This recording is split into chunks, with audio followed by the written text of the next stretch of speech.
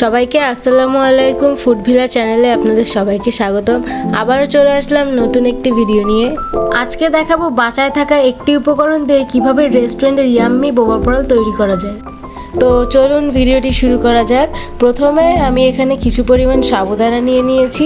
অল্প পরিমাণ সাবুদানা নিলেই হবে, কারণ অল্প পরিমাণ সাবুদানা দিয়েই অনেক বেশি পরল তৈরি করা যায়। তো এখন আমি সাবুদানাগুলো ব্লেন্ড করে নিচ্ছি। ব্লেন্ড করার সময় অবশ্যই ধৈর্য সহকারে ব্লেন্ড করতে হবে, কারণ সাবুদানাগুলো খুবই শক্ত হয়, যার কারণে ব্লেন্ড হতে একটু বেশি সময় লাগে। এখানে 1 টেবিল চামচ কফি অ্যাড করে দিচ্ছি। এবার 2 চা চামচ কোকো পাউডার অ্যাড করে নিলাম।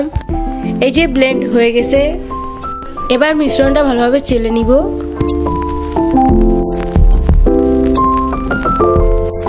এখানে আমি কুসুম গরম পানি দিয়ে একটি ডো তৈরি করে নিব।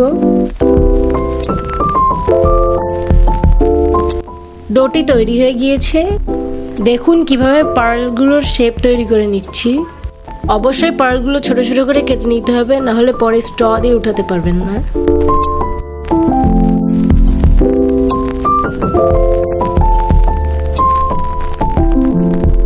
এখানে আমি পানি ফুটিয়ে নিয়েছি, তো এখন পার্লগুলো গরম পানিতে ছেড়ে দিচ্ছি।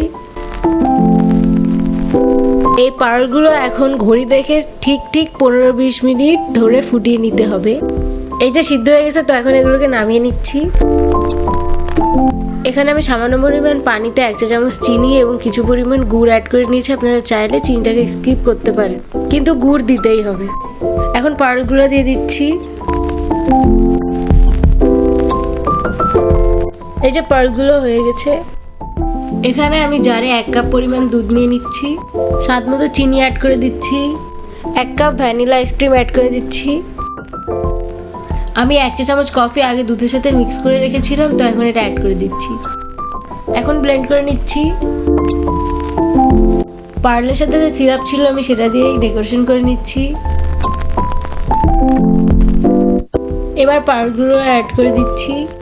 আমাদের ভিডিওটি ভালো লাগলে অবশ্যই বেশি বেশি লাইক কমেন্ট শেয়ার করবেন এবং সাবস্ক্রাইব করে পাশে থাকবেন। আর যদি আমাদের ভিডিওটি ফেসবুক থেকে দেখে থাকেন তো অবশ্যই ফলো করে পাশে থাকবেন। এবার আমি মিল্কশেকটা অ্যাড করে নিচ্ছি।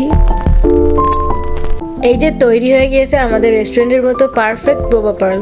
সম্পূর্ণ ভিডিওটি দেখার জন্য সবাইকে ধন্যবাদ। আজকের ভিডিও এ পর্যন্ত। আবারও দেখা হবে নতুন কোনো ভিডিও নিয়ে। আল্লাহ হাফেজ।